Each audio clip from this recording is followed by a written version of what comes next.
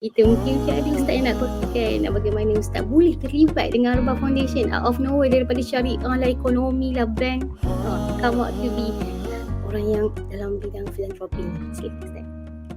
Baik, terima kasih Saudari Izrin.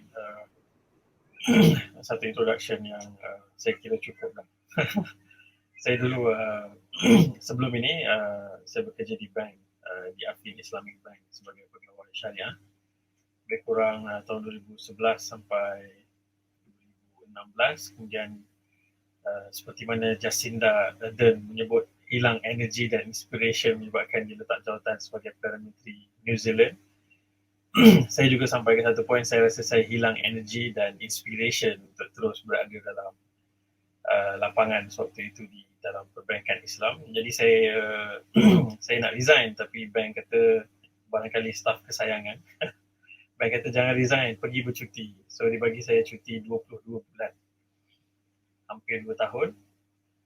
Dan waktu itu saya masuk ke Universiti Kebangsaan Malaysia untuk menyambung pengajian dalam bidang masters. So master saya sebenarnya tertumpu kepada aspek implikasi perundangan akibat pemelukkan Islam. Bila seorang ayah, seorang ibu atau mana-mana individu masuk Islam di Malaysia, so apa berlaku kan, kita selalu baca berita rebut anak, tak tahu identiti, kadang-kadang dirahsiakan, waktu nak meninggal dunia berebut jenazah, berebut harta pusaka dan sebagainya. So saya punya research tu tertumpu untuk menyelesaikan ataupun membuat satu modul literasi undang-undang untuk membantu mereka menyelesaikan masalah ni. Dan waktu tu saya mula expose dengan kanak-kanak yang berada dalam keadaan tersepit disebabkan implikasi perundangan ni.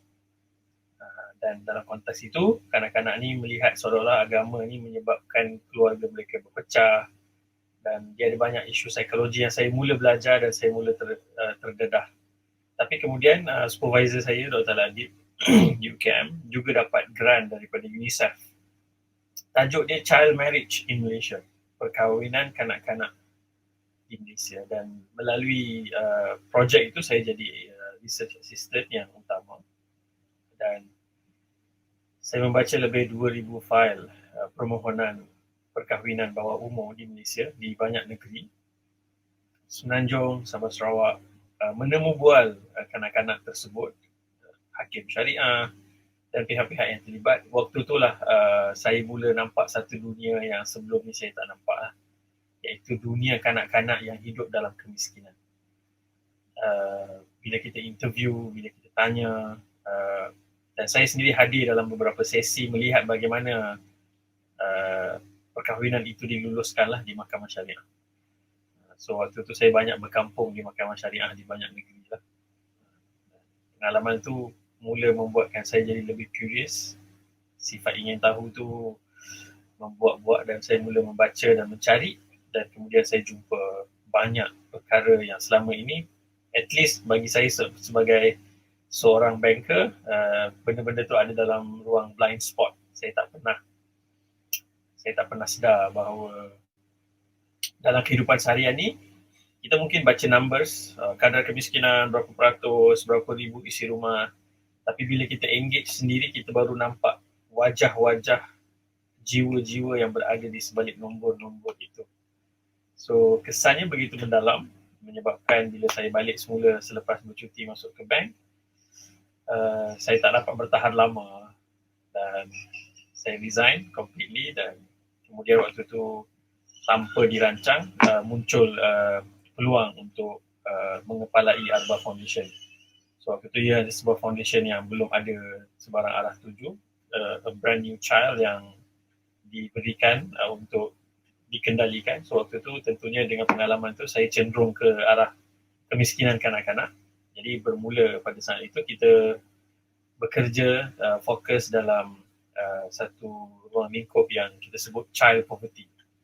Dan mungkin di Malaysia ni agak janggal perkataan tersebut, tapi kalau di negara barat ataupun negara-negara yang lebih keterhadapan ini, bahkan saya baru ni baca kenyataan peletakan jawatan Perdana Menteri New Zealand tu, antara perkara yang dia take pride, dia bangga ialah dia berjaya selesaikan banyak isu dalam aspek kemiskinan kanak-kanak dengan polisi, dengan pelbagai pendekatan lah.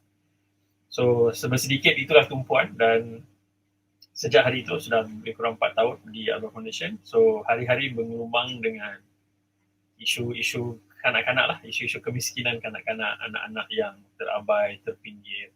Nanti saya akan boleh kongsikanlah lagi apakah benda yang kita jumpa, benda-benda yang kita harap kita boleh lakukan dan sebagainya. Itulah sedikit introduction. Subhanallah. Baik Ustaz. Saya rasa kalau macam kita sampai Ustaz balik ke bank dan tak boleh bawa lagi, maknanya hati tu memang dah full. Dah macam orang kata tertinggal dengan anak ni kan. Subhanallah. Sebenarnya kan Ustaz, apa pendapat Ustaz tentang pentingnya membantu dan reaching out anak-anak lain yang memerlukan bantuan? Penting. Kita tahu penting kan by default reaching out. Tapi kita pun nak jaga anak kita pun tak lupa Ustaz. Kadang-kadang sebab kita pun sibuk sangat kan. Jadi mungkin sebenarnya macam mana nak bantu dan apa pentingnya.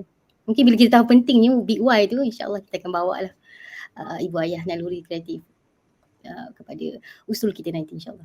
Silakan. Bila soalannya diletakkan begitu, the big why, ada banyak angle dan saya suka kita balik kepada Quran dan sirah Nabi SAW. Kalau kita lihat waktu Nabi SAW masih di peringkat awal di Mekah, Nabi SAW membesar sebagai seorang anak yatim, mengalami pengalaman bagaimana seorang anak yatim dilayan. Dan itu pun Nabi SAW dalam kategori keluarga bangsawan, keluarga yang bertaraf elit lah.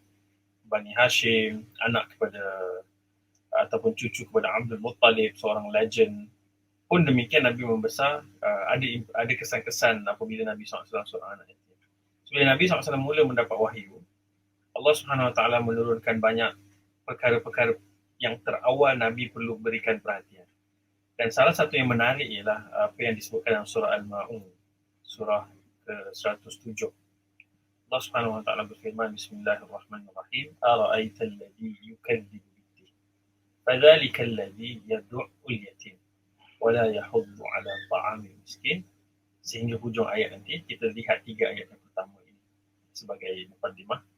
Allah SWT tanya, tidakkah kau lihat ara'aita, sesuatu perkara yang Nabi melihat sekarang depan mata, currently, kan Nabi pun selalu berfikir, merenung kenapa keadaan masyarakat dia begini, kenapa wanita dizalimi, kenapa orang miskin diinjak-injak dan sebagainya. So dalam renungan itu Allah SWT juga suruh Nabi SAW melihat orang yang pada luarannya kelihatan Islamik, penuh dengan pakaian, perkataan, slogan, retorik agama, tapi Allah kata yukadzibu biddin, tapi mereka ini semua adalah orang yang mendustakan agama.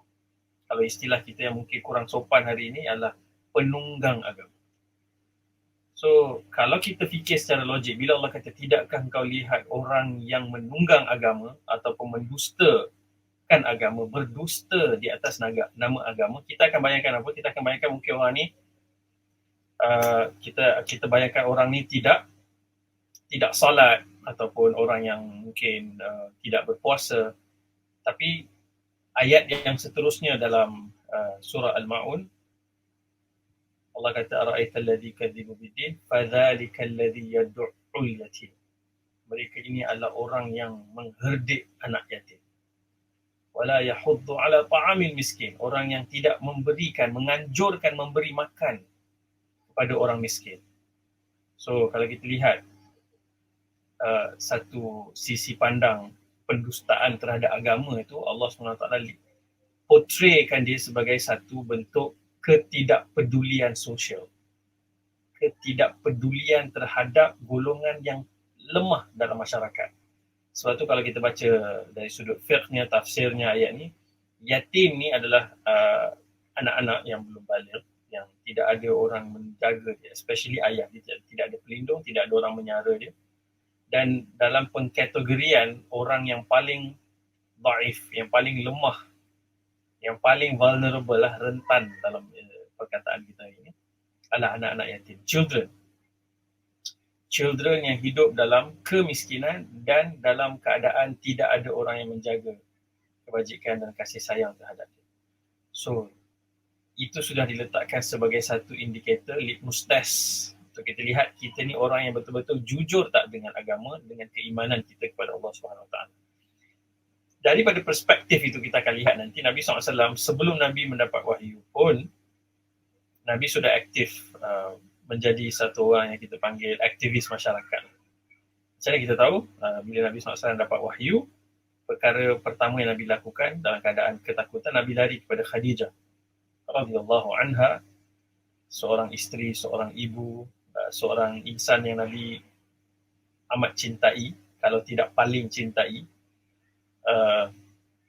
Dan Khadijah memberikan testimoni, kalla la yukhzika Allahu abada, demi Allah, Allah tidak akan menghinakan kau. Sebab Nabi ingat Nabi kena rasuk, Nabi kena gangguan. Kemudian Khadijah menyebut tentang projek-projek Nabi, kau menjaga orang yang lemah, orang miskin, kau membantu orang yang ditimpa bencana, memuliakan tetamu. Nabi SAW sebelum dapat wahyu pun, daripada fitrah Nabi SAW yang bersih, yang suci itu, Nabi tahu perlu berikan kepedulian terhadap orang-orang yang lemah dan susah ni. Apatah lagi setelah mendapat wahyu. Sebab itu kalau kita baca Quran, tidak ada satu surah ataupun satu juz yang tidak ada elemen kepedulian sosial tu. So itu saya kira tema penting yang kita perlu mulakan. Betul, kita semua sedang struggle dengan kehidupan kita sendiri secara personal, kemudian kewangan kita, kemudian bila ada anak-anak, menguruskan anak-anak. Tapi kan ada satu mantra ataupun satu peribahasa Afrika yang selalu diulang-ulang. It takes a village to raise a child. Ia memerlukan satu kampung sebenarnya untuk membesarkan anak, dan bukan dalam erti kata kita ingat maksudnya kita boleh tinggal anak kat rumah nenek, anak kat rumah makcik kalau kita nak pergi mana-mana. Bukan itu maksud dia. Maksudnya adalah the environment. Sebab tu kalau hari ni kalau kita ingat tak apa, aku jaga anak aku je ni, nanti anak aku berjaya, dia hidup senang, biar anak-anak susah ni. Tak. Semua anak-anak yang dalam kesusahan, kemiskinan, yang yatim, ini semua adalah sebahagian daripada environment yang nanti kalau kita tak tolong, dia tidak akan membantu anak kita yang kita jaga kononnya paling bagus ni pun, dia tak boleh thrive, dia tak boleh hidup dengan baik apabila surrounding dia, orang-orang lain dia dalam keadaan broken, dalam keadaan susah. Sebagai contoh mudah, kita selalu sebut tentang kadar kebantutan di Malaysia. Kebantutan ni apa? Stuntedness. Stuntedness ni adalah anak-anak yang lahir sejak kecil ni tak dapat nutrisi yang cukup. Antara lain bila kita pergi tu, kita selalulah nampak hampir kita panggil ni secara experience-nya established lah. Hampir setiap kali kita pergi visit, kita akan jumpa anak-anak kecil yang bayi lagi diberikan minum susu pekat manis yang dicairkan. Kerana kemiskinan, mak ni perlu bekerja, tak dapat menyusukan, dan dia juga tak mampu nak beli apa saja bentuk susu tepung yang menyambung sel-sel otak tu. So dia bagi susu pekat manis yang dicairkan dan sebagainya. So anak-anak ni membesar dalam keadaan dia tak makan real food. Dia makan makanan-makanan apa yang adalah kebanyakannya biskut, processed food dan sebagainya. So mereka membesar, satu physical growth dia terbantut, tak cukup besar, tak cukup berat. Selebihnya, lebih dalam daripada itu adalah perkembangan otaknya, perkembangan motor skillnya, dan semua internal development itu juga terbantu. Menyebabkan mereka kebanyakannya tak boleh belajar di sekolah. Sebab capacity itu tidak ada, production capacity itu tidak ada.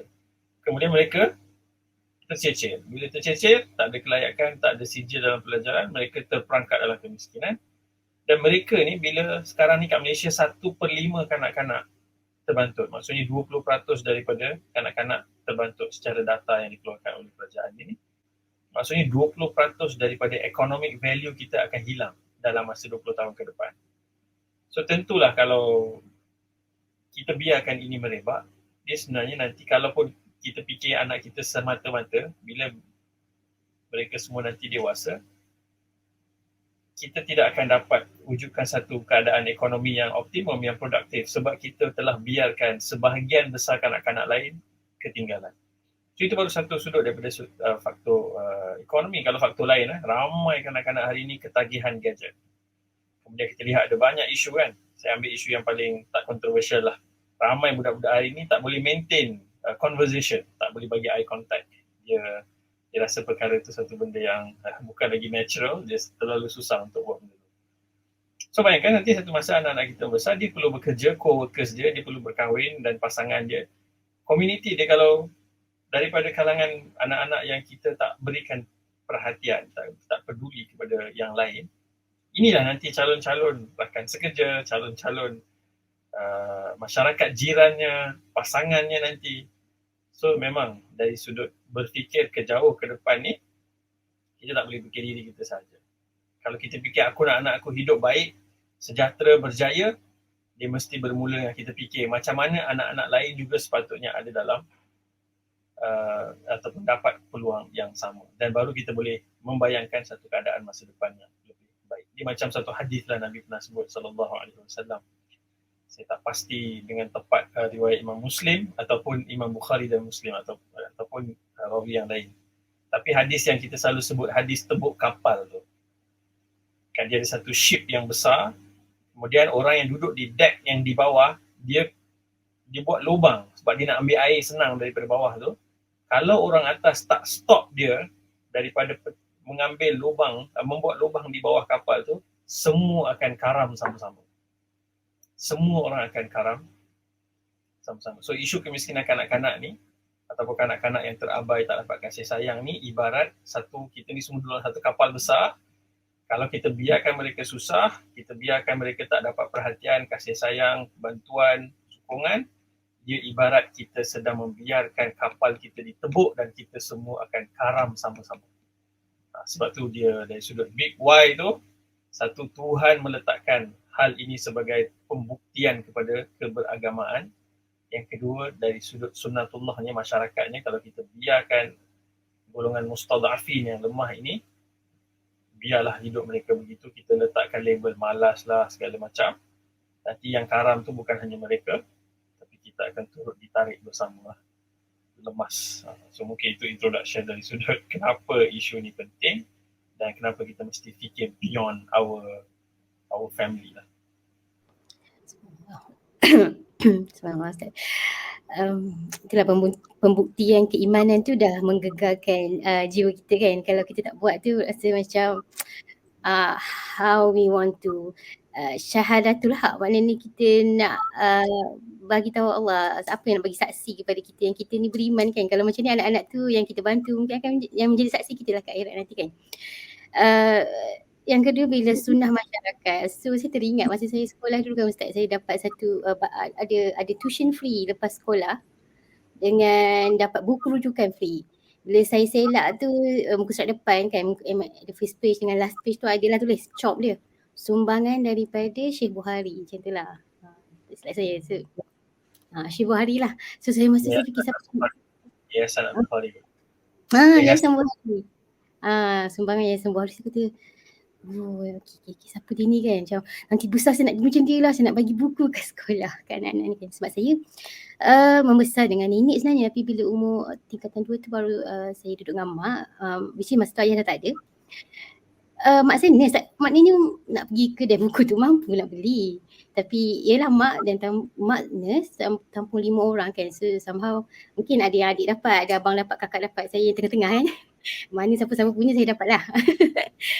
Lepas tu saya besar dengan nenek, jadi nak communicate dengan mak apa kita nak tu susah juga kadang-kadang. Jadi bila kat sekolah tu ada tuition free, ada dapat buku rujukan untuk saya belajar. So yes, it takes a village to raise a child, and child tu sekarang ni saya mungkin, tapi even saya not that yang macam makan kicap juga atau macam garam dengan nasi je kan, duduk dengan nenek tu makan apa adanya. Tapi duduk dekat Hutan Melintang tu, tempat yang ada banyak ikan murah, nanti ada orang naik motor bawa ikan jual kat nenek, ikan mayu, memang benda tu kat Hutan Melintang tu banyak lah kan. So dapatlah makan itu. Macam mana Ustaz? Negeri mana tu? Hutan Melintang? Hutan Melintang tu Perak, dekat dengan Bagan Datuk. Banyak tempat dia. Memang masa dulu kecil-kecil asyik nampak muka Zahid Hamidi, Baby Zahid Hamidi di mana. So jadi tak ada nak cakapnya, yes, it take a village to raise a child, even not really yang teruk sangat, maknanya tak duduk yang terlalu, still mak saya kerja ada kan, still a help, a big help to kan. Jadi saya ada kat sini, boleh belajar Universiti Melayu, berkenalan dengan rakan-rakan di tim HQ, Anati, boleh berkenalan dengan Puan Hanan, subhanallah. So yeah, it's really a big help for me, dan mungkin untuk anak-anak yang lebih kurang lagi daripada saya. Dan kita nak tahu sebenarnya kan Ustaz, kalau kita tengok anak-anak yang lebih miskin tu kan, apa masalah utama yang dihadapi oleh anak-anak ni? Masalah utama, mungkin ustaz tu cakap kebantutan kan, makanan. Even saya rasa saya kecil-kecil memang saya minum teh pun. Masa ustaz cerita update dekat Facebook ke masa Arfa Foundation gerakkan usaha susu kan. Saya memang daripada umur 2 bulan duduk dengan nenek. Tapi saya tak tahu lah kan dia kecil sangat. Tapi saya ingat masa kecil tu saya pegang botol susu saya tu Teh O. So okay. Oh, tapi saya rasa okey je. Saya nak cakapnya macam kalau untuk anak-anak ni, dia rasa tu normal je. Ingatkan semua orang pun minum susu. Botol Teh O tu sedap kan. Minum botol susu Teh O tu okey je. Tapi okey. Oh, sebab tu kot saya tak cukup tinggi. Macam tak tahulah kan. Mengurangkan rasa bersalah kan. Jadi Kebantutan ni kenapa dia scary? Sebab selepas umur 5 tahun, dia tidak boleh, irreversible, dia tak boleh dibetulkan. Dia tak boleh dibaiki selepas usia 5 tahun. Sebab tu dia kritikal, kita berlumba dengan masa. Dan ada banyak kajian tentang apakah langkah-langkah yang memungkinkan kita boleh reverse balik. Setakat yang saya baca paper-paper, saya tengok wawancara pakar-pakar nutrisi, sampai sekarang saya belum jumpa ada apa-apa teknik yang boleh reverse balik kalau anak-anak tu dibiarkan terbantut melepasi usia 5 tahun.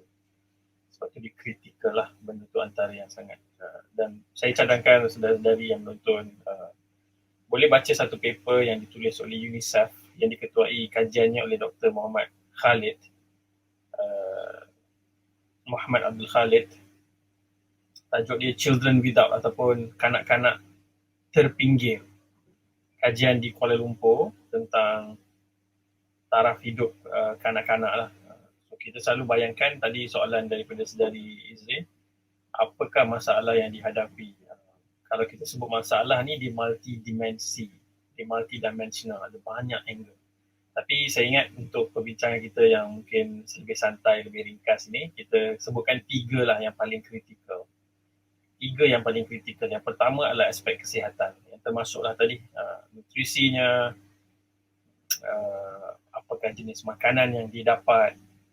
Sebab tu ada negara-negara yang maju, sebagainya bukanlah maju pun, masih membangun, tapi diberikan perhatian yang banyak kepada kehidupan terawal manusia ni, iaitu tempoh kanak-kanak ni lah. So mereka wujudkan pelbagai bentuk allowance yang bersifat universal. Maksudnya dia tak perlu saring pun, budak tu miskin baru dapat. Semua budak-budak dapat sebab dia kata itu hak setiap kanak-kanak yang lahir. Kena make sure dia cukup susu, dia cukup segala bentuk minuman dan makanan yang penting untuk dia membesar tanpa terbantut. Itu kalau kita lihat di Amerika misalnya, dia ada Women and Child Program. If I'm not mistaken nama dia macam itulah. Maksudnya mana-mana ibu yang lahir dia dapat tempoh 2 tahun satu bentuk kad. Kalau dia pergi beli makanan atau beli apa saja keperluan bayi, benda tu di cover oleh kerajaan dalam package-package polisi kebajikan lah. Demikian juga di negara-negara lain, di Eropah, di Australia, dan ada yang ke tahap memberikan subsidi pusat asuhan, tadika, dan mereka sangat invest banyak duit dalam tempoh terawal kehidupan kanak-kanak ni sebab itu adalah investment yang paling strategik.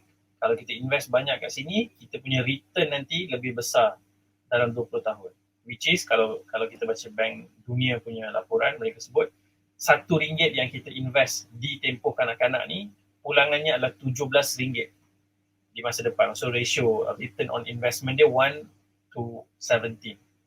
Baru ni Alalang sebut ni, saya teringat saya pernah waktu sebelum COVID ni pergi conference tentang breastfeeding di Cyberjaya, tapi conference-nya conference antarabangsa. So orang-orang yang datang bentang tu daripada banyak negara lah, Jerman lah, Australia. Di Australia mereka bahkan kira berapakah nilai ekonomi yang dijana disebabkan breastfeeding. Saya rasa amazing. Selalunya kita tak anggap ibu ni melakukan satu kerja yang produktif apabila dia menyusukan anak. Itu disebabkan iklan-iklan, disebabkan brainwashing yang berlaku di media dan sebagainya, menyebabkan benda yang paling asas, yang paling nature dan paling natural bagi seorang manusia, iaitu menyusukan anaknya. Quran sebut banyak kali. uh, sampai ada hak, sampai ada klausa khas apabila berlaku perceraian antara suami dan isteri dan anak tu sedang menyusu, perkara itu mesti dimasukkan dalam agenda perbincangan bagaimana anak-anak ataupun bayi yang sedang disusukan ini mendapat hak dia. Sampai macam tu sekali. Allah Subhanahu Wa Taala letakkan emphasis kepentingan. Dan bila kita tengok orang Islam tak gaji ya, sebab tak tahu kenapa, mungkin lepas ni kita akan gaji. Tapi orang-orang seperti di Australia ni dia kaji apakah nilai ekonomi daripada menyusukan anak ni. Dan turn out nilai yang paling besar dalam semua bentuk intervensi sebenarnya datang dari breastfeeding. So breastfeeding punya impact pada baby itu multidimensional. So bondingnya dari sudut saya bila duk belajar pasal breastfeeding ni, saya jadi uish, subhanallah, kita boleh buat seminar berjam-jam cerita betapa hebatnya breastfeeding je. Sampai Dr. Zahra Sulaiman ni, salah seorang tokoh besar, kita bermentorkan beliau. Beliau juga banyak bantu projek susu ibu di Al-Baqarah Foundation.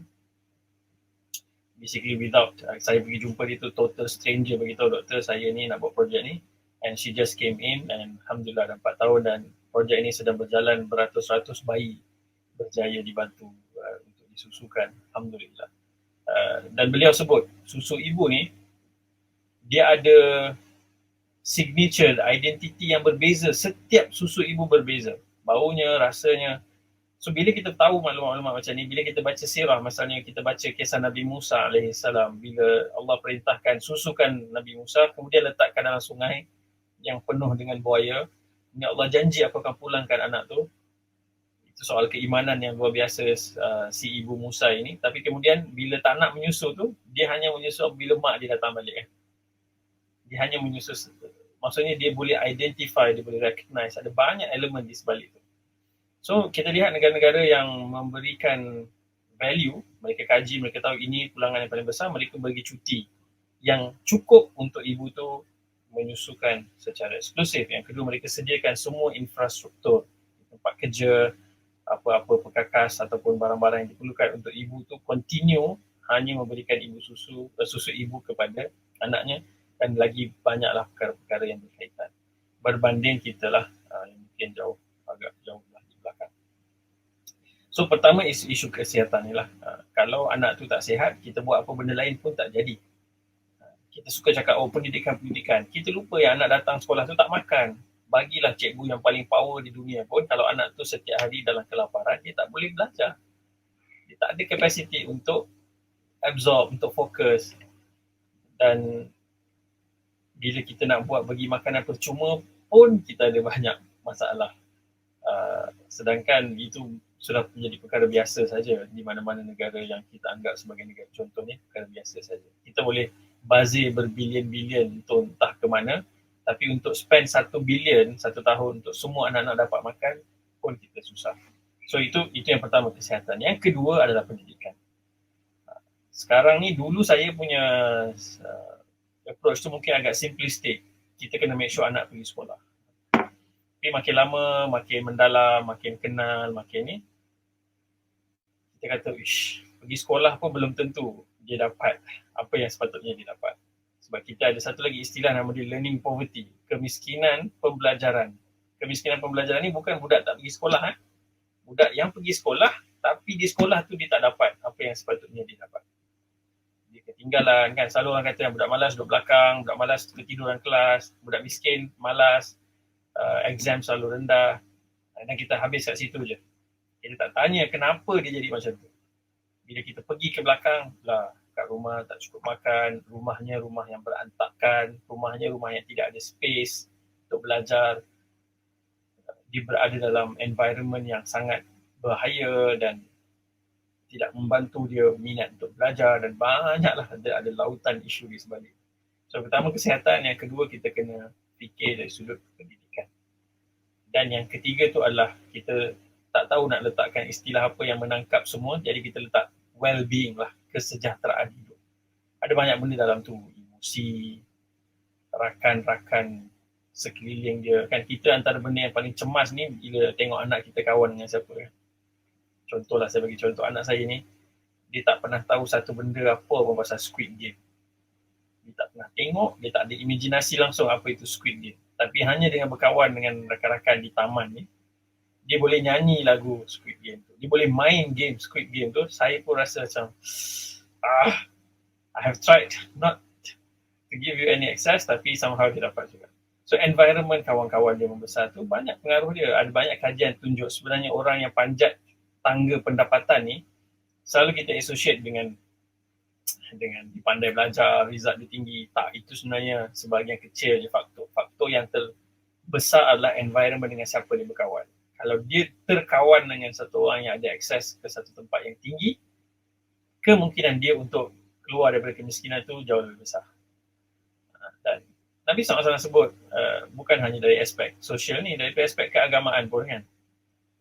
Nabi SAW sebut dalam hadis yang saya, Nabi kata, Al-mar'u ala dini khalili. Agama seseorang itu bergantung dengan siapa dengan agama kawan rapat dia. Falyanzur liman yakhalil. Maka perhatikan dengan siapa kamu berkawan rapat. So anak-anak tu juga, kalau anak-anak kita pandai mencarut, usia kecil, dah pandai sebut perkataan-perkataan yang tak elok, itu kita kena tengok dari mana dia datang. Tak mungkin dia boleh belajar sendiri. Dia mesti dapat daripada someone. Bukan baru bangun tu dia rasa hari ni nak sebut perkataan ni kan. Tidak kan. So well-being ni banyaklah yang kita kesampingkan. Anak-anak yang tidak ada cita-cita, tak ada aspirasi, tak ada harapan, setiap hari tengok hidup tu hidup yang kelam, gelap, gaduh mak ayahnya ataupun ayahnya di penjara ataupun segala macam stigma. Saya lebih sedih melihat anak-anak Malaysia ni memang sedih lah. Anak-anak pelarian yang ada di Malaysia lagi sedih. Kadang-kadang mereka ni fasih lah cakap bahasa Melayu. Tengok OPDP ni, fasih. Dia tak boleh pergi sekolah. Tak daftar di sekolah. Dan kalau keluar, orang pandang dia lain. Warna kulit dia, bau dia, rupa paras dia, orang tahu ini orang luar dan ada stigma, ada xenophobic kita panggil, fobia terhadap orang-orang yang migrants dan sebagainya. So anak-anak ni membesar dalam keadaan yang lebih teruk lah. Apalagi anak-anak yang berada di kamp pelarian dan lain-lain. Jadi saya lebih tertumpu sekarang ni, kita lihat dulu sekitar kita ni, tak payah pergi jauh sangat. Kalau drive keluar dari rumah ni pun kita akan jumpa banyak tempat tinggal yang kalau kita lihat anak-anak di bawah tu, kita tahu mereka perlukan bantuan. It's like super clear, it's easy. Kita tak perlu baca data pun, dia boleh nampak. So mungkin itulah 3 faktor yang perlu kita jadikan sebagai domain: kesihatan, pendidikan dan juga kesejahteraan hidup.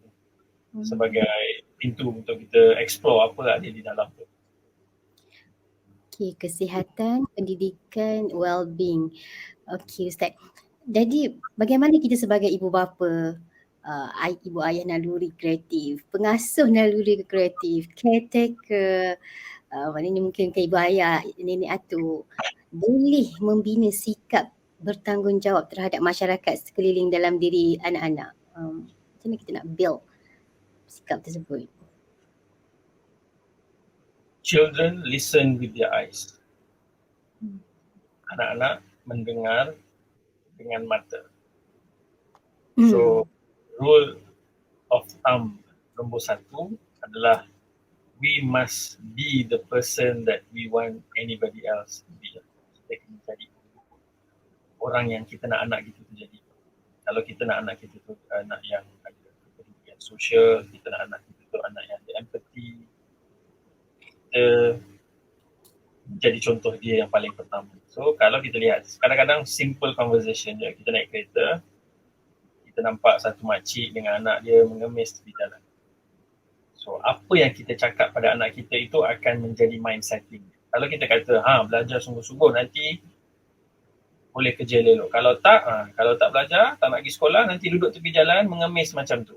Kalau kita sebut demikian, mindsetting dan cara dia menanggapi orang-orang yang susah yang dia nampak tu sebagai kegagalan hidup dan dia tak boleh jadi macam tu. Rather than kalau kita beritahu belajar sungguh-sungguh, nanti besar boleh tolong orang-orang yang susah macam ni. Ataupun kita tak perlu tunggulah belajar sungguh-sungguh, kita bagi tahu kat dia nak ambil RM1, RM2, RM5 ni, pergi bagi dekat dia. Ataupun dia ada toys banyak ni, kita ni setiap bulan lah beli toys. Sikit lagi rumah kita jadi Toys R Us. Ambil toys-toys ni, ini apa yang saya nampak depan mata baru je berapa ketika dahulu. Saya tinggal di satu apartmen yang kita panggil lower M40 lah. Sangat sederhana, tak ada apa pun. Tapi di seberang rumah saya ni ada flat-flat yang mungkin lebih rendah taraf ekonomi. So di kawasan buang sampah ni banyak benda lah kita buang kat situ kan. So baru-baru ni saya nak pergi buang sampah. Saya nampak ada 3-4 budak daripada kawasan yang lebih rendah status ekonominya datang dan selongkar sampah ni, diorang cari toys. Dan saya nampak depan mata sendiri, diorang dapat kumpul macam ada lori satu, ada kereta, benda yang macam very cheap. Saya ingat benda murah ya. Tapi untuk mereka tu benda yang sangat valuable. So mereka kumpul. Kita kadang-kadang ada toys yang mahal-mahal beratus-ratus beli. Lepas tu kita pun tak tahu nak buat apa. Anak kita attention span dia berapa? Seminggu lah paling lama. Lepas tu dia dah boring dah. So instead of biar kita kumpul dan jadikan dia barang-barang terlonggok di store tu, kita latih anak kita pergi je jumpa atau visit satu tempat atau bawa. Kalau jumpa anak-anak yang mungkin mak ayah dia letak dia sekali mengemis tepi jalan dan sebagainya, berikan hadiah tu. Dia dirasa dibagi something yang dia value kepada orang lain dan itu memberikan dia kebahagiaan. Tadi first kali Saudari Izrin sebut kebaikan ini bila kita kongsikan, dia akan berbalik kepada kita. Jangan hanya nilai perbalikan itu dalam bentuk material. Contoh kita bagi toys, dia ingat lepas ni ayah belikan toys yang lagi mahal. Bukan yang itu. Tapi perasaan dia yang mula empathy secara organik, dari kecil dilatih untuk empathy. Saya ada satu buku saya baca, nama dia Mentoring tajuk buku dia. Dia adalah buku yang ditulis oleh seorang pemuda berusia 20-an yang telah melancarkan satu projek membantu anak-anak indigenous. Anak-anak indigenous ni apa? Macam orang asal di Australia, kebanyakannya tak masuk universiti. So dia ni umur 21 tahun dah start projek, berfikir macam mana nak bridgekan supaya budak-budak daripada golongan asal ni, indigenous ni, tak habis setakat SPM, kalau ikut istilah kita SPM, tapi masuk universiti. So dia design satu projek mentoring, dia bawa mahasiswa universiti duduk setiap minggu Jumaat ada usrah di sekolah-sekolah ni dan bagi inspirasi kepada anak-anak ni supaya mereka percaya mereka boleh juga masuk universiti. Dan itu projek yang sangat berjaya, dijadikan projek negara oleh negara Australia. Google datang dan sponsor terus projek tu. Dan macam-macam perkara berlaku. Dan saya sebenarnya cari macam mana budak ni boleh 21 tahun dia dah start. Saya rasa tercabar.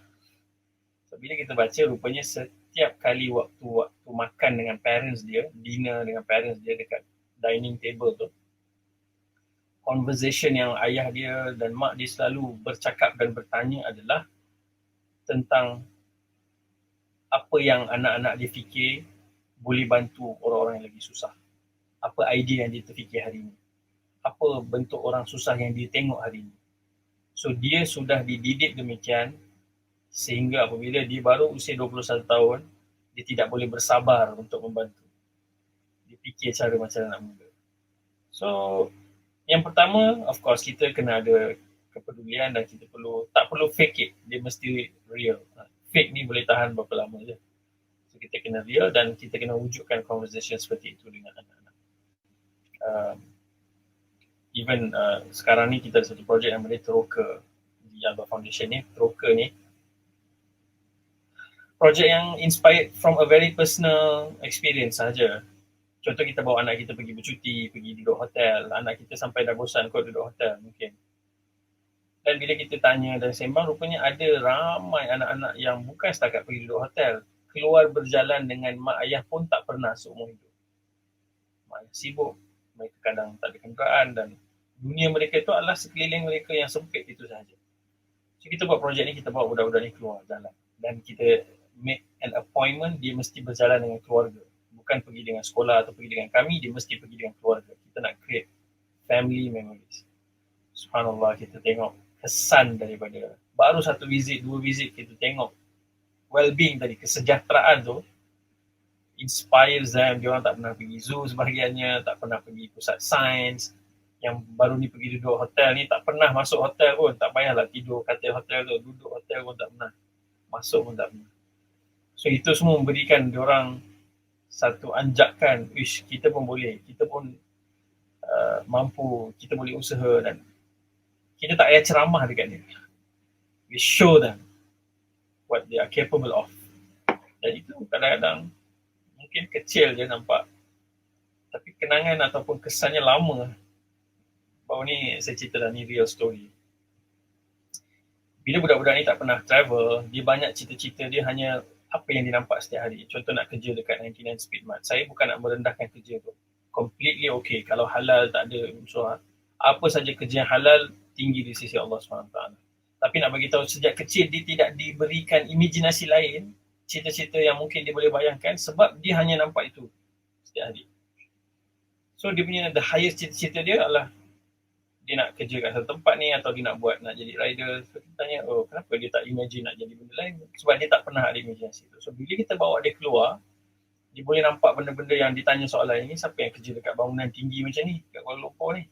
Oh, ada orang yang kerja bank, ada orang kerja lawyer, ada orang kerja doktor. Dia mula explore. Saya bawa seorang budak yang tak pernah pergi airport. Saya bawa dia pergi airport je. Saya sebenarnya nak pergi hantar, saya sebenarnya nak bawa jalan je, tak tahu nak pergi mana. Okey lah, jom pergi makan di airport. Sebab budak tu tak pernah pergi airport. Bawa sekali dengan anak pergi airport. First time dia tengok flight depan mata. Balik tu dia kata saya nak jadi pilot. Saya nak jadi pilot. Padahal waktu tu dia tak pergi sekolah lagi. Dia dah 8 tahun tak pergi sekolah. Alhamdulillah sekarang baru start pergi sekolah. So bila saya cerita ni kepada salah seorang ahli korporat di Malaysia ni, dia terdiam dan dia kata, awak sebenarnya sedang cerita tentang kisah saya.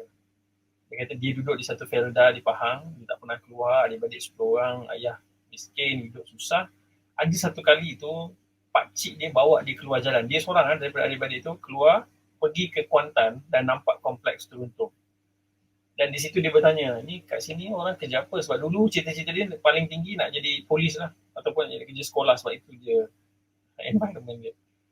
So bila dia tengok tu dia kata, saya nak belajar sungguh-sungguh, saya nak jadi orang yang kerja dekat tempat-tempat yang macam ni. So hari ni dia salah seorang pegawai tinggi lah di bank. Dan bila saya sebut tu dia kata, this is my story, this is my personal story. So sometimes benda-benda macam tu je. Kita mungkin ada jiran, kita mungkin ada kenal saudara mara, kita bawa dia keluar. Dia join sekali dengan vacation kita. Atau ni musim-musim Chinese New Year ni, bawa je pergi tengok lion dance, pergi shopping mall. Ada ramai je budak-budak ni tak pernah ada experience dibawa, dibelanja makan, diberikan perhatian. Dan itu pun sudah cukup memberikan mereka rasa ada purpose lah. So macam mana nak tolong? There is so many ways. Saya tak suka bagi template. Ini salah satu cara, 2 cara, 3 cara. There are so many ways. Ikut sahaja suara hati dan kemampuan masing-masing. Misalnya saya pergi di Turki, ada satu foundation ni, nama dia Yetim Foundation. Dia buat projek ni simple je. Instead of kita kalau sumbang anak yatim, kita mak ayah yang sumbang kan. Yang ni dia buat projek tu dengan sekolah-sekolah di Turki. Anak-anak dalam kelas tu, mereka akan sponsor seorang lagi kawan yang yatim di tempat jauh. Mereka akan letakkan gambar siapa yang mereka sponsor tu, anak tu dalam kelas mereka as if he is with them. Dan mereka akan allocate, setiap hari kan mak ayah bagi duit belanja. So dia ada tabung yang mereka semua akan cukupkan, contohnya RM200 sebulan untuk sponsor satu orang kawan yang mereka belum jumpa ni, yang yatim, tak ada ayah, tak ada ibu ni, di jauh, dan mereka akan dapat update sekali-sekala dan nanti di hujung mereka akan pergi visit. Mereka akan jumpa siapakah kawan yang mereka sponsor. Sejak kecil itu mereka sudah dipupuk supaya berfikir tentang orang lain. Berfikir tentang dia ada mak ayah, orang lain tak ada mak ayah. So apa mungkin perasaan dia. Benda-benda macam tu saya rasa kreativiti ni sangat. Nama pun naluri kreatif. So saya ingat mesti kreatif insyaAllah. Banyak cara. InsyaAllah. Terima kasih Ustaz untuk kongsian story tu kan, sebab terus saya terfikir masa kecil saya tengok apa dan saya kenapa macam ni saya jadi saya sekarang. Pernah kerja kat radio IKI, macam mana boleh jadi berani nak jadi radio DJ kan, tak pernah. So mungkin itulah kecil-kecil memang saya suka dengan radio. Dulu THR Banggumi, ada THR tu dia bahasa Jepun. Lepas tu kalau saya ingat, kalau tengok muzik-muzik ke, anugerah-anugerah ke, zaman-zaman dulu kita kan, itu waktu family time kan, ada anugerah, semua orang akan duduk depan TV. Saya memang lagi fokus pada pengacara tu. Saya lagi suka tengok pengacara tu. Saya rasa kelakar ke, spontaneous dia tu yang, saya bukan tengok siapa pemenang tu, okey dia menang, kadang-kadang saya tak ikut pun muzik dia kan. ataupun anugerah-anugerah filem ke anugerah apa, saya suka tengok pengacara tu. Oh okey, mungkin dari situlah kot macam mana tenau kita kan, jadi mana apa kita tengok kan. Okay. Dan masa kecil saya suka tu lah ingat Teh Syah Gumi tu, dengar radio tu dia share lagu-lagu Jepun. Tutup kejap record, DJ tu cakap apa, tutup dengar balik. Zaman-zaman kaset. Baik, maksudnya surrounding, apa yang anak-anak lihat, itulah yang dia punya input dan dia akan tak sengaja pun kalau untuk saya output dia kan, dan anak-anak pun tak sedar yang mana yang dia akan pergi, tapi kita bagi dia satu cetusan kan, insyaAllah. Baik Ustaz, untuk seterusnya, apakah inisiatif yang kita dah dengar tadi, apakah inisiatif yang telah Arba Foundation lakukan? Ada yang terbaru tu projek Teroka tu, subhanallah saya memang bila Ustaz cerita first time tu saya macam tak tahu nak cakap apa, macam hebatnya. Sebab yelah untuk saya sendiri saya rasa memang saya duduk dengan nenek kan, jadi memang tak ada jalan langsung. Tapi subhanallah sekolah ada buat rombongan kan. Ada sekali tu segi gua tempurung lah kat Perak tu. Benda tu sampai ke besar dia punya rasa wind tu dapat melepasi masuk dalam gua, ada bahagian air. Rasa self-esteem tu berjaya masuk dekat gua, keluar daripada gua. Dia satu je. Tapi dia memberi satu keyakinan kat kita nak berdepan dengan macam-macam hidup yang dah besar ni kan. Jadi subhanallah, tahniah Arba Foundation dengan projek Teroka tu. Mungkin ada lagi aktiviti ataupun inisiatif lain daripada Arba Foundation untuk membantu anak-anak lain ini, dan apa yang Ustaz dapat pelajari lah daripada pengalaman tersebut. Sama kita dah dengar juga, tapi mungkin Ustaz boleh jelaskan lagi insyaAllah. Sambung sikit daripada apa yang dari Izin sebut tadi. Kita baru ni bila bawa budak-budak ni berjalan bersama keluarga tu, kita tak pernah nampak satu sisi yang bila kita buat postmortem meeting ataupun meeting selepas selesai dengan staff semua, baru kita nampak satu sisi yang luar biasa, iaitu kita ada juga staff yang pernah hidup dalam kemiskinan, yang dia pernah dapat pergi peluang travel tetapi dengan sekolah sebab ada zakat dan sebagainya. Tapi waktu dia travel tu, benda yang dirasa tu adalah kekosongan. Kan best kalau abang, adik, kakak, mak, ayah dapat join sekali dengan dia. Itulah saya lupa pula nak mention benda tu. Apa tu dengan keluarga. Bajet berapa banyak bajet tu Arba keluarkan tu kan. Macam subhanallah. Dengan keluarga itu benda yang tak biasa lah. Dia rasa macam kadang-kadang kita dapat jemputan atau pergi ke satu tempat yang mungkin seronok, tapi kita rasa macam alah, kan best kalau orang-orang yang tersayang berada bersama dan menikmati. Macam Nabi Adam AS masuk ke syurga, segala nikmat yang tak terjangkau oleh akal, tapi dia masih memerlukan seorang pasangan untuk berkongsi kebahagiaan dan kegembiraan itu. So, kita ni our most valuable unit of our emotion ni adalah relationship tu. Kan ada kajian daripada Harvard, kajian terpanjang di dunia. Boleh cari di The Longest Research on Happiness di YouTube. Akan jumpa satu TED Talk yang profesor tu, dia akan cerita dapatan kajian yang dijalankan selama 70 tahun tak silap. Perkara yang menyebabkan manusia paling happy dan hidup lama, kan? Kita mungkin ingat apa, kaya, banyak duit, stable, tak ada jatuh bangun. Tapi akhirnya yang mereka jumpa adalah perkara yang menyebabkan satu orang tu hidup fulfill, bahagia dan lama adalah apabila mereka ni orang-orang yang menjaga hubungan kekeluargaan. Rapat jaga hubungan kekeluargaan. Dia jumpa ni baru ni 2000 berapa belas baru dia jumpa. Nabi SAW sebut dah dulu. Nabi kata siapa yang inginkan usianya dipanjangkan dan rezekinya dilimpahkan, Nabi kata sambunglah hubungan silaturahim. So Nabi dah sebut dulu dah ni, memang itu adalah resepi yang very fitrah lah, sangat fitrah dengan manusia ni. Dan kenapa saya emphasize benda ni, sebab kita selain daripada fokus kepada material progress, material growth sebagai tanda aras keberjayaan, dalam proses itu kita sedang melihat keruntuhan institusi keluarga. Kita sedang melihat semakin ramai orang yang hilang arah ataupun priority, termasuklah isu dengan kanak-kanak ni, dengan anak-anak ni. Kalau kita masih rasa kita spend masa dengan family dan anak tu sebagai downtime, waktu yang tidak produktif, dan tidak, lagi-lagi kalau laki-laki lah, ayah-ayah ni, kami selalunya kalau sembang, kita ada certain ways of how we measure success. Saya rasa tak pernah lah dalam conversation seperti itu, masa dengan keluarga, aktiviti dengan anak-anak itu dianggap sebagai satu measure of success. Masa yang di spend dengan keluarga itu selalunya dianggap ataupun dipandang kecil lah, dipandang tidak produktif, not real man. So itu benda-benda yang kena tukar. Sedangkan Nabi SAW, Nabi sebut apa? Khairukum li ahli wa ana khairukum li ahli. Yang paling baik dalam kalangan kamu. Ini measurement baru Nabi bagi. Nabi kata yang paling bagus dalam kalangan kamu ni bukan yang paling kaya, bukan yang paling hebat, bergaduh dan sebagainya, tapi yang paling baik dengan keluarga. Dan Nabi make a statement, aku adalah yang paling baik kepada keluarga.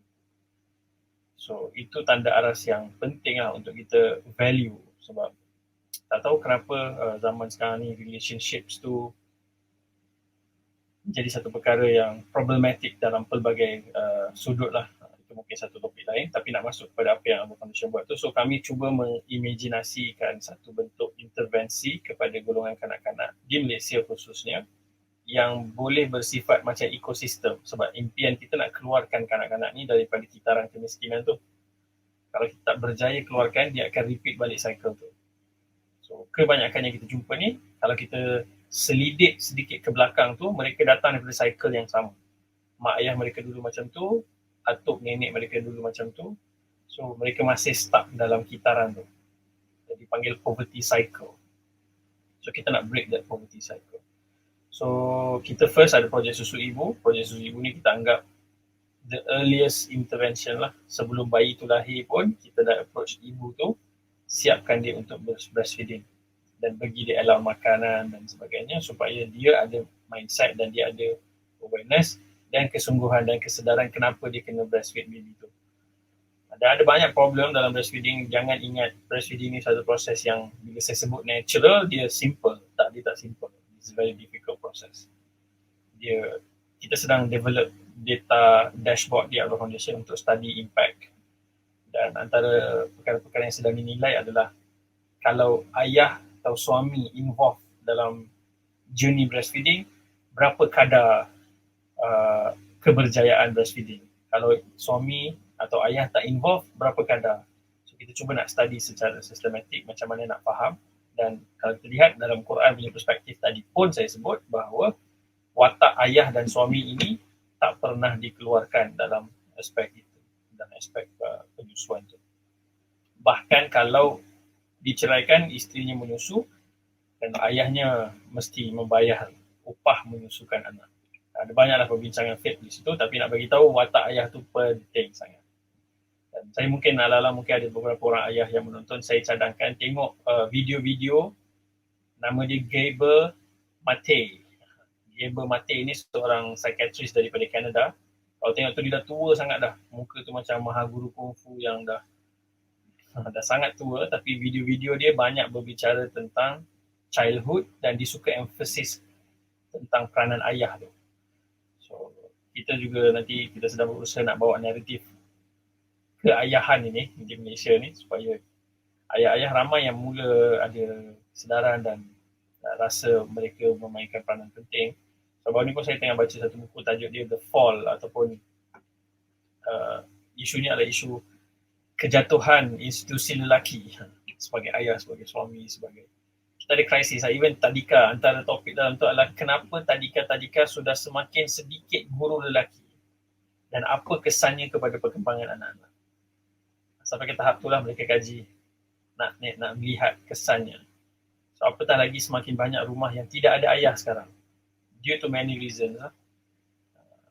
Neglect, crime, drugs, divorce, macam-macam. Ada macam-macam isu. So ini semua adalah benda yang kita kena peduli dan kita kena fikir macam mana nak buat semampu yang kita boleh. So pertama adalah susu ibu tu lah. Yang kedua kita panggil nadi. Nadi ni adalah monthly cash assistance. Kita faham kalau kita nak bantu satu family ni untuk berfikir tentang masa depan, kita kena selesaikan immediate needs dulu. Kalau setiap bulan tu tak waras, berfikir itu hanya survival, sebab tu orang buat keputusan-keputusan yang salah ataupun keputusan yang tidak tepat dalam hidup ni. Kita sendiri kalau kita experience, waktu kita tengah stres, kita tengah terlalu tertekan dengan satu-satu perkara, keputusan yang kita buat waktu tu selalunya keputusan yang tak tepat, cenderung terlalu emosi, terlalu jangka pendek. So kita nak cuba usahakan supaya family ni, kebanyakan family ni dah 2-3 tahun dapat monthly cash assistance, setiap bulan dapat, dan kita track perbelanjaan mereka tu untuk faham spending pattern, supaya kita boleh tahu sebenarnya mereka spend priority tu kat mana. Dan ramai orang bersangka buruk, oh kalau kita bagi duit dekat orang miskin dia salah guna. Itu semua sangka buruk yang tak elok lah. Kalau kita tengok data, 99% tak salah guna. 99% tak salah guna. So kita kena tengok dulu apa priority, apa masalah yang menyebabkan kewangan dia, untuk fikir yang depan-depan tu. So bila kita selesaikan dengan Nadi ni, baru kita bawa ke satu lagi projek nama dia Adiwira. Apabila anak-anak yang kita tahu dia pergi sekolah tapi dia mengalami kemiskinan pembelajaran di sekolah. Dia tidak minat ke sekolah, dia ada masalah bila berbicara tentang pelajaran. So kita tahu anak-anak ni ada bakat-bakat lain, dan kita bertanya dan kita minta ibu bapa involve dalam proses mengenal pasti. So dia ada buku, setiap family ni akan dapat buku. Macam buku pink lah, orang pregnant pergi KK dapat buku pink kan. So dia ada satu buku ni, Alba Foundation, family yang di bawah Alba Foundation semua akan ada buku ni. Ada macam-macam catatan dalam buku tu, catatan duit keluar masuk, kita nak tengok, bagi dia nampak setiap bulan duit dia tu positif ke negatif, deficit ke surplus. Supaya dia nampak, oh macam ni keadaan kewangan aku, duit masuk banyak ni, aku belanja banyak ni. So dia boleh nampak the bigger picture. Yang kedua adalah dia akan mencatat tentang perkembangan anak-anak dia. Kenapa kita buat macam tu? Kadang-kadang kita sendiri pun, kalau kita contoh saya ada 4 orang anak, kalau kita tak berikan perhatian, kita tahu anak-anak kita ni 4 orang ni, 3 orang ke 2 orang ke, apakah perkembangan masing-masing ni, apa yang sedang berlaku dalam development mereka. So dalam buku tu ada box-box untuk setiap anak, dan ibu atau ayah yang mengisi buku ni dilatih untuk berfikir secara sedar, untuk dia detect anak dia punya perkembangan supaya dia nampak dan sedar kalau anak tu ada isu. Sebab kita selalu jumpa kalau anak-anak yang ada masalah kesihatan mental ataupun yang lebih common ni macam autism, ada isu-isu lain lah, tidak didiagnose, tak sedar pun ada masalah tu. So bila dah lambat sangat, dah tak banyak benda yang boleh buat. Dan sebagainya, kita jumpa anak-anak yang ada autism dan sebagainya ni, ADHD dan lain-lain, kita rasa ada, kita belum diagnose lagi, dia malah dikurung, tak dibawa pergi ke sekolah atau tak dibawa pergi ke hospital untuk check. Dikurung, letak gadget, kurung dalam rumah. Sebab kalau keluar, ganas sangat dengan orang lain, pergi taman, pukul budak orang lain.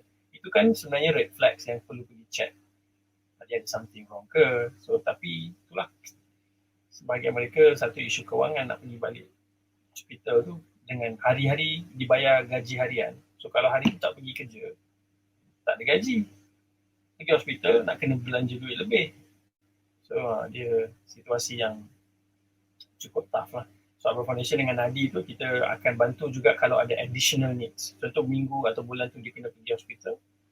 Dia kata saya punya duit memang kalau saya belanja ke hospital ni akan deficit lah lepas ni. So kita akan bantu extra untuk pergi hospital dan sebagainya. Tapi semua perbelanjaan itu di track. Adiwira ni adalah projek bakat.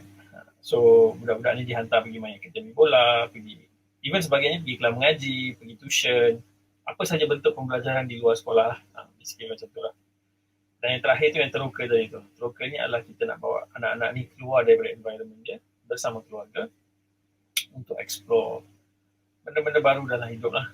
Tempat yang tak pernah pergi. Dan kita ada tema, dia macam animal, nature and animal, history and culture, science and technology, travel and leisure. So kita categorizekan supaya mereka dapat rasa different themes itu, tema-tema. So contoh bulan depan ada nak bawa pergi ke Melaka, beberapa keluarga daripada bahagian selatan. So kita tengah design apa yang kita nak mereka experience di Melaka. history, culture, makanan, so, supaya mereka dapat satu value added lah yang baru. Dan kalau kita tengok kesungguhan mereka datang tu, ada yang 6 beranak datang naik satu kereta kancil.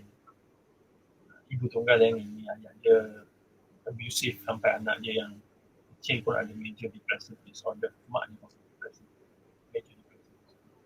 Tapi seronok sangat nak pergi jalan ni, sumbatlah dalam kancil tu datang. Sampai breakdown lah kancil tu. Tapi nak bagi tahu betapa mereka sangat eager nak experience those kind of things. Betul kosnya mahal, tinggi. Tapi insyaAllah kita akan usahakan. Kita juga tahu ramai orang yang ada duit tapi mencari mana tempat-tempat yang meaningful untuk letak dan tengok impact. So itu yang kita cuba provide lah. So itulah sedikit ada. Ke depan-depan ni ada lagi beberapa yang usaha yang kita sedang rencanakan. InsyaAllah. Kita dah jadi kita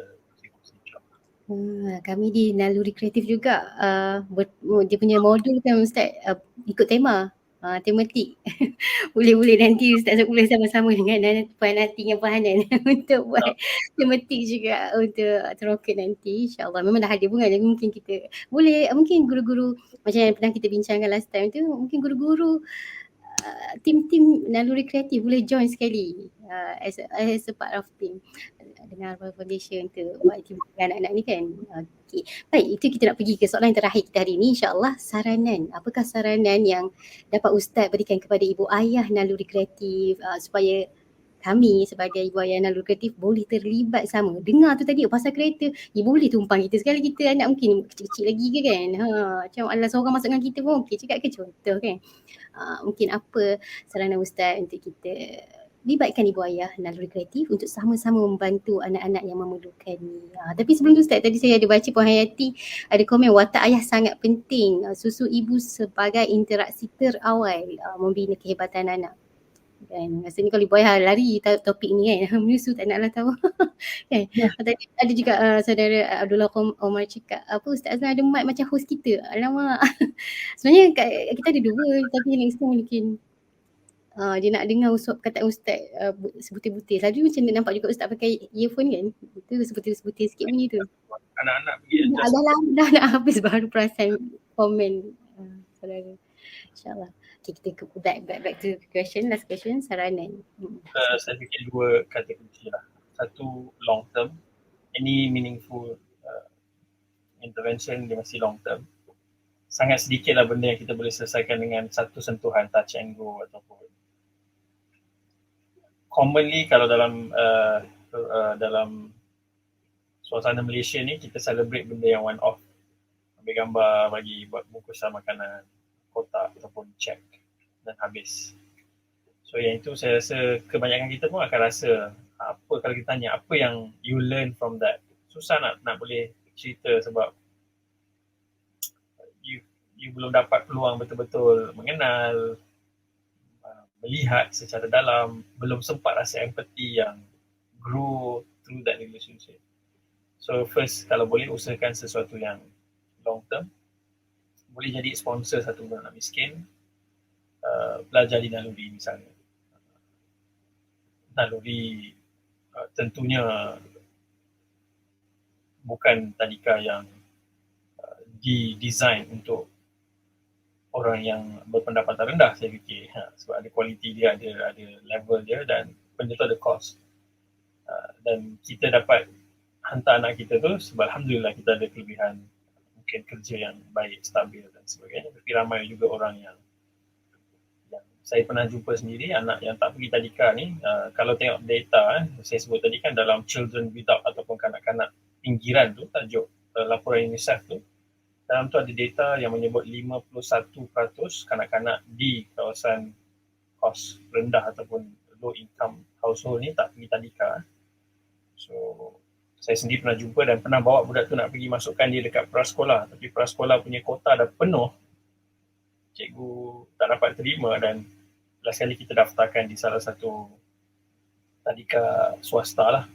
Kita bayarkan terus 1 tahun iuran dia. Tapi itu mungkin satu budaya baru yang kita boleh wujudkan, iaitu kita boleh setiap tadika bukan hanya satu branch atau semua branch ada macam program anak angkat dia lah. Maksudnya kalau semua kita chip in sikit-sikit, barangkali RM20, RM30 sebulan tu, kita sebenarnya dah boleh cover dah seorang anak yang ada potensi sama macam anak kita, anak yang ada masa depan sama macam anak kita bagi dia peluang. Dan probably that one child will change the destiny of the entire family. Dan itu perkara yang sangat possible lah. Dan tak tahu, mungkin kita sponsor dia nanti kemudian duduk di posisi-posisi penting. Misalnya lah kita bayangkan kemudian dia jadi Perdana Menteri dan dia buat polisi-polisi yang kemudian efek satu negara, kita akan ada saham pahala daripada usaha kita yang kecil pada peringkat awal tu. Dan kita berada di rantaian yang terawal. So apa saja benefit yang di compounding tu, semua tu nanti akan masuk akaun kita lah. Hopefully begitu, insyaAllah. Itu yang pertama, mesti long term. Yang kedua, sebaiknya adalah locality based. Dia bersifat community ataupun bersifat local. Saya sangat mengalu-alukan dan memuji usaha kita sponsor anak-anak yang duduk jauh di Palestin dan sebagainya. Keep doing that, good, very good, no problem at all. Saya tak ada apa-apa kritikan terhadap projek-projek seperti itu, is very meaningful. Tapi saya rasa boleh juga kita mulakan projek sedemikian di kampung halaman kita sendiri, iaitu di negara kita sendirilah. Bila kita lihat sebenarnya di sekeliling kita pun ada juga anak-anak yang memerlukan sokongan bantuan yang sedemikian. Especially rumah-rumah yang tidak ada ayah ni, ataupun ayah dia ada tapi di penjara dan dadah dan sebagainya ni. Kalau kita baca kisah-kisah anak, atau kita baca ayat-ayat anak yatim ni, sebenarnya dia bukan hanya soal bagi duit. Bila Nabi sebut tentang anak yatim, siapa yang jaga anak yatim duduk dengan aku macam ni dalam syurga, nak kata rapat. Dan kita tengok ayat-ayat yang berkaitan tu, dan kita lihat konteks ayat-ayat tu diturunkan, kita mula faham satu benda bahawa ini mungkin agak kontroversial, tapi saya dah mula keraplah menyebut hal ni, bahawa cara kita menjaga atau membantu anak yatim, dan saya nak luaskan definisi yatim. Yatim tu dalam bahasa Arab dibawa erti keseorangan, loneliness.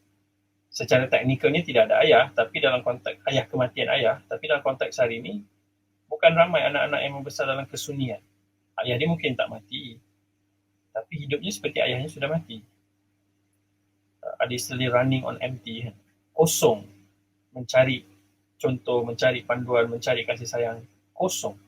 So anak-anak yang kita selalu associate rumah anak yatim ni, kita kumpulkan dia orang duduk di satu rumah, macam hostel, kita bagi duit bulan-bulan atau kita bagi dia program ke apa. Perkara pokok yang berlaku, masalah yang berlaku pada anak yatim ni tak diselesaikan, iaitu kekosongan tu. Sebab tu bila kita lihat, misalnya tadi, ara'aita alladhi yukadzibu bid-din, fadzalika alladhi yad'u al-yatim wa la yahuddu 'ala ta'amil miskin.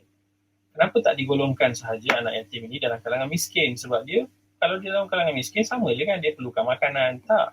Selalu Allah akan letakkan anak yatim special dan sebelum miskin.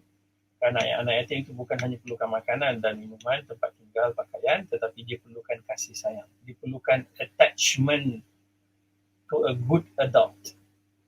Dia perlukan hal tersebut. Sebab tu kita tengok macam mana Nabi SAW boleh membesar yatim, tapi Alhamdulillah, sebab dia sentiasa ada father figure tu.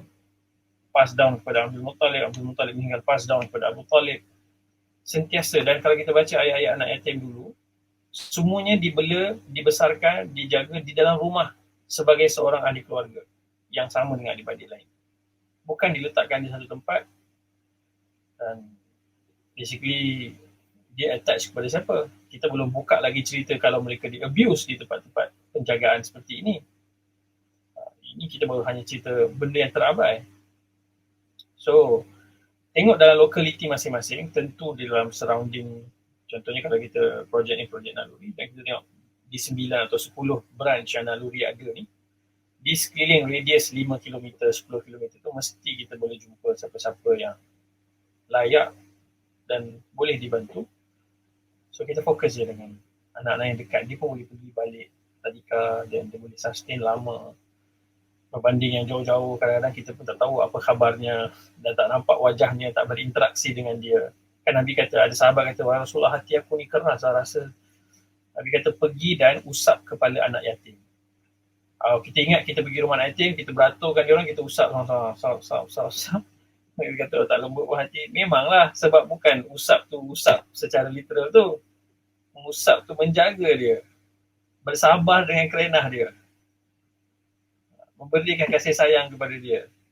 Bukan mudah, saya fikir. Saya tak pernah experience, jadi saya tak boleh claim absolutely, tapi saya rasa bukan mudah untuk bersabar dan terus memberi kasih sayang kepada anak yang bukan anak kandung kita. Sebab itulah kalau kita jaga, Nabi kata, orang yang jaga anak yatim ni, dia akan duduk dengan Nabi SAW rapat macam ni dalam syurga.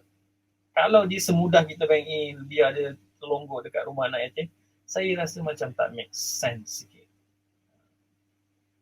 Sebab tu bila turun ayat-ayat jangan makan harta anak yatim tu, sahabat-sahabat yang jaga anak yatim di rumah, mereka sahabat-sahabat Nabi, panik. Sebab sebelama ni mereka makan sekali satu dulang, satu pinggan, satu cawan. Bila perlu asingkan ni mereka gabra, mereka takut termakan harta anak yatim tu, so mereka pergi mengadu kat Nabi SAW. Beritahu kami asingkan ni, oh ni makan asing ni, duduk kau punya makanan kami tak campur, kau jangan campur kami punya makanan. Kami tak nak termakan harta anak yatim dan sebagainya. Nabi kata bukan macam tu maksud dia.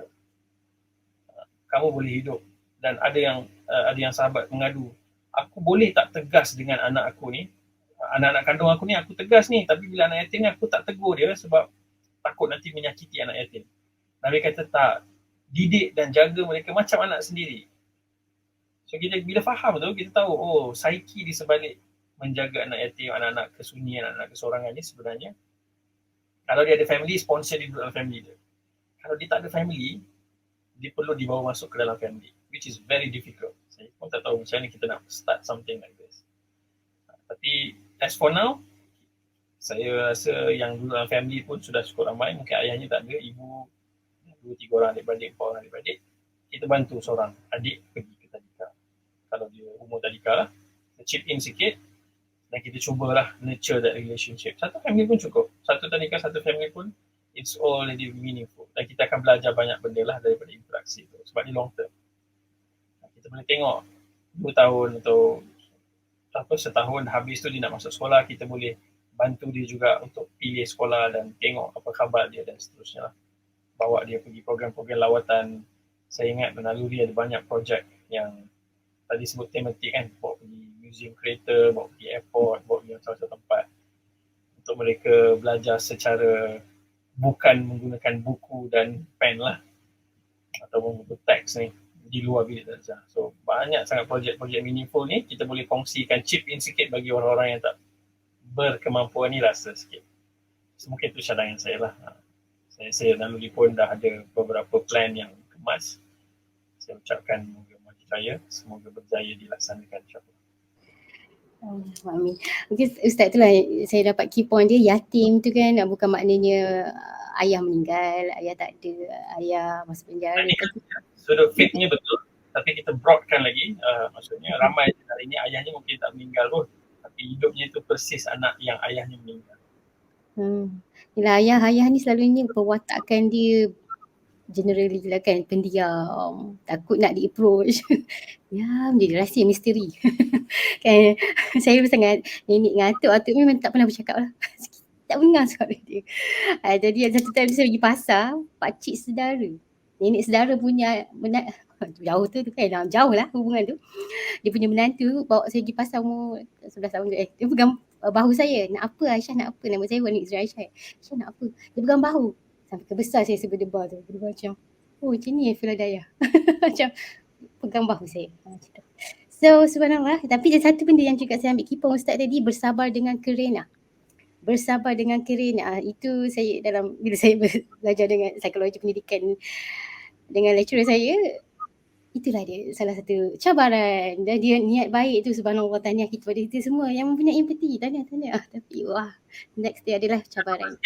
Sebenarnya tadi bila sebut tentang pakcik bawa pergi pasar tu kan, antara perkara yang juga saya lupa nak sebut awal tadi, selain saya kerja bank dan saya buat research child marriage tu, saya selalu kerap waktu tu selalu pergi ke Raudatus Sakinah, Umi Ros, Abdullah Omar, sahabat kita ni.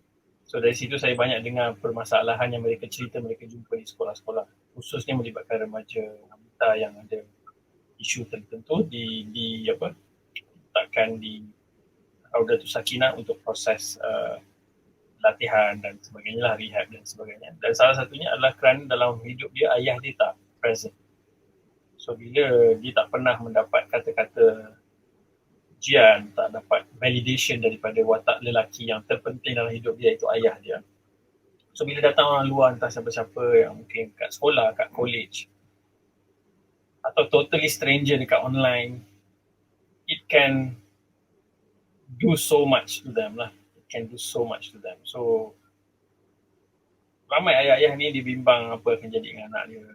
Masalah sosial, suka komplain lah. Oh zaman ni teruk lah, apa nanti jadi anak kita. The only solution is to start to be present in the life of your children. Especially anak-anak perempuan ni. Saya ada 3 orang anak perempuan. Sabar dan kerenah tu jangan tanya dah. Tapi itulah basis terawal ataupun investment yang paling penting kita kena buat, biar anak kita, especially yang perempuan dan juga lelaki, jangan lupakan lelaki, kesian lelaki. Dia rasa kalau dia nak rasa validated, rasa dipuji, being seen. Kan? Saya baru tengok cerita Avatar ni. Dalam cerita tu dia sebenarnya ada message parenting yang sangat mendalam, especially ayah. Dan anak dia dalam cerita tu, siapa yang tengok tahulah anak dia rasa tak dilihat. I'm not seen. So di hujung, sini saya bagi spoiler sikit lah. Ayah dia akan sebut, I see you. So itu sudah cukup bagi purpose dekat anak tu, bahawa ayah dia tengok dia, ayah dia validate dia, ayah dia menyayangi dan rasa dia wujud dalam hidup ayah. So that was a very important example lah Saudari Izrin sebut tadi, so saya kena highlight sikit. Okay. So Ustaz boleh berikan kesimpulan buat ibu ayah. Narul, actually saya pun lupa nak awal-awal tadi ingat nak tanya kalau ibu ayah ada persoalan juga boleh kongsikan persoalan di ruangan komen. InsyaAllah sempat kita bacalah di minit-minit terakhir nanti. Hidup di dunia ni dalam satu tempoh yang sangat sementara. Nabi kata a'maru ummati mabaina 60 wa 70. Umat aku ni umurnya sekitar 60-70 tahun.